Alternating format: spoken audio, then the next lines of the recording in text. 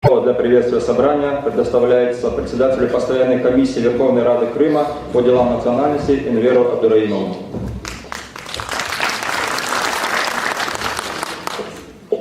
Ассаляму алейкум, сайгылы векилеры. Можно по-русски скажу, чтобы не запутаться.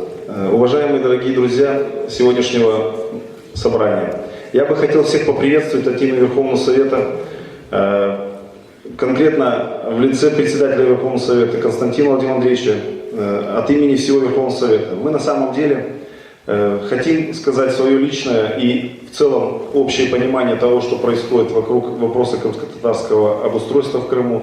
И эта ситуация на самом деле, она стоит серьезно в повестке всех наших проблем, которые сегодня рассматривает как комиссия, так и Верховный Совет в целом. Поэтому то созданное мероприятие, а именно создание при президенте такого совета, является основным из тех аспектов, которые обозначают, что государственная власть сегодня рассматривает проблемы крымских татар как серьезную проблему, которую необходимо решать. И я надеюсь, что плодотворная работа Верховного Совета вместе с Советом представителей при президенте, а также с вашим собранием даст возможность более скорейшего обустройства крымско-татарского народа и его интеграция в крымское сообщество.